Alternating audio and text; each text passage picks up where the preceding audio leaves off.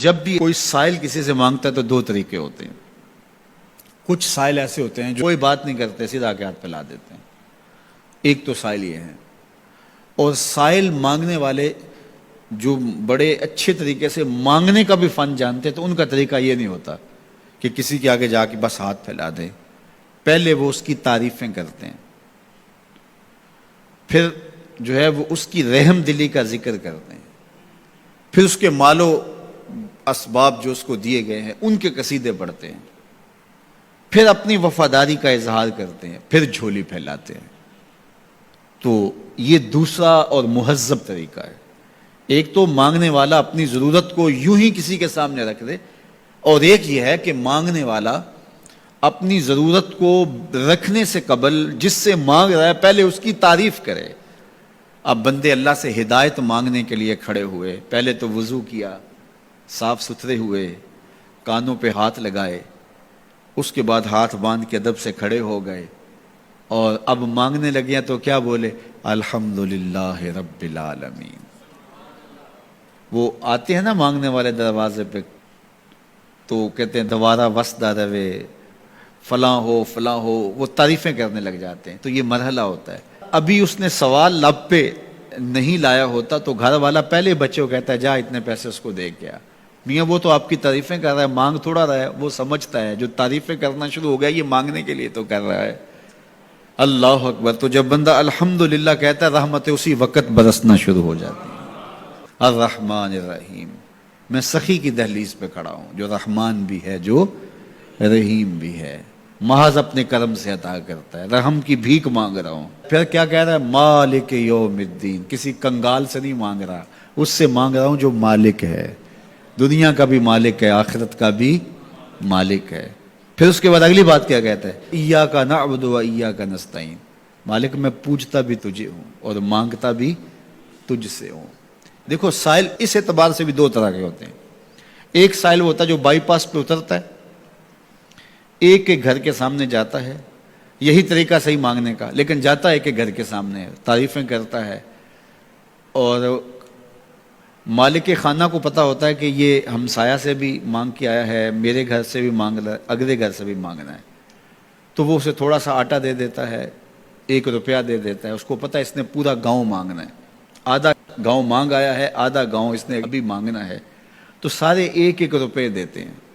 ایک تو سائل وہ ہے جو در در پہ جاتا ہے، اور ایک سائل بائی پاس سے اترا، وہاں سے پل عبور کیا، پھر گلی سے گزرتے ہوئے یہاں آیا، اور یہاں آ کے آپ کے ساتھ اس نے کہا کہ میں کسی در پہ نہیں گیا، آپ کے پاس آیا ہوں، اب آپ نے میری ضرورت پوری کرنی ہے، تو پھر 8 آنے 5 روپے تو نہیں دیے جائیں گے، پھر تو جو میری استطاعت ہوگی، جو آپ کی استطاعت ہوگی، اس استطاعت کے مطابق دیں گے کہ یہ سارا شہر چھوڑ کے آیا ہے، یہ کسی سے نہیں مانگتا، یہ مجھ سے ہی مانگتا ہے، تو پھر آپ اس کی ضرورت پوری کریں گے۔ اگر آپ کے بس میں ہوا تو مانگنے والا کیا کہہ رہا ہے؟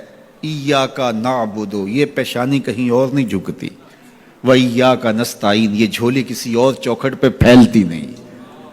وہ کریم، وہ مالک رب جو تمام جہانوں کا رب ہے، میں اس کی دہلیز پہ کھڑا ہوں اور آیا سیدھا اسی کی دہلیز پہ ہوں، نہ اس سے پہلے کسی در پہ گیا ہوں، نہ اس کے بعد کسی در پہ جانا ہے، تو پھر مالک بھی کرم نوازیاں اور رحمتیں اس کی جھولی میں ڈال دیتا ہے۔ اب اتنی لمبی تمہید باندھنے کے باوجود مانگا کیا؟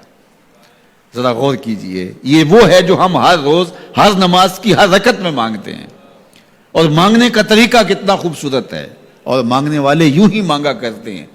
پہلے جس سے مانگنا اس کی تعریفیں کرتے ہیں۔ آپ نے مانگنے والوں کو دیکھا ہو جو سلیقے سے مانگتے ہیں، تیرے بچے وسدے رہیں، تیری جد آباد رہے، تیرا خاندان آباد رہے، وہ مانگتے ہیں، اس طرح پہلے تعریفیں کرتے ہیں، پھر کہتے ہیں تیری فیکٹریاں چلتی رہیں، تیرے جو ہے تیری جائیداد بڑھتی رہے، تو وہ اس کے خزانوں کا ذکر کرتے ہیں، اور پھر کہتے ہیں کہ یہ فقیر نہ مانا تیری چوکھٹ پہ آیا ہے، اس کی ضرورتیں تو پوری کر دے۔ اب بندہ بھی اللہ کے حضور جب حاضر ہوتا ہے تو مانگنے کا سلیقہ کیا ہے؟ سب سے پہلے کہتا ہے الحمدللہ رب العالمین۔ میں کسی کنگال کی چوکھٹ پہ نہیں آیا، تمام جہانوں کے پالن ہار کی چوکھٹ پہ آیا ہوں۔ اسی کی تعریفیں اختیاری بھی غیر اختیاری بھی، واسطے کے ساتھ بھی بلا واسطے کے ساتھ بھی، اسی کی خوبیاں ہیں، سارے اسی کے کمال ہیں، وصف سارے اسی کے ہیں۔ پھر اس کے بعد کہتا ہے الرحمن الرحیم، وہ رحمان بھی ہے وہ رحیم بھی ہے۔ پھر اس کے بعد کہتا ہے مالک یوم الدین، وہ دنیا کا ہی مالک نہیں، آخرت کا بھی مالک ہے، یوم حساب کا بھی مالک ہے۔ پھر اس کے بعد اپنی وفاداری جتلاتے ہوئے کہتا ہے ایاک نعبد و ایاک نستعین، مالک سارا جہاں بس رہا ہے، میں نے کسی سے نہیں مانگا، میں نے جھولی تیری چوکھٹ پہ پھیلائی ہے، میری پیشانی تیرے حضور جھکتی ہے، یہ پیشانی کسی اور کے حضور کبھی نہیں جھکی نہ جھکے گی۔ یہ سب عرض کرنے کے بعد پھر مانگتا کیا؟ اہدنا الصراط المستقیم، مالک مجھے سیدھی راہ پہ چلا دے، میں تیرے حضور آیا ہوں، مجھے ہدایت کا نور عطا کر دے۔ انشاءاللہ یہ ہدایت کیا ہے اور ہدایت کی قسمیں کیا ہیں، اور پھر اس دعا کا جواب اللہ کی طرف سے کیا آتا ہے، اور بندے پہ کتنی کرم نوازیاں ہوتی ہیں۔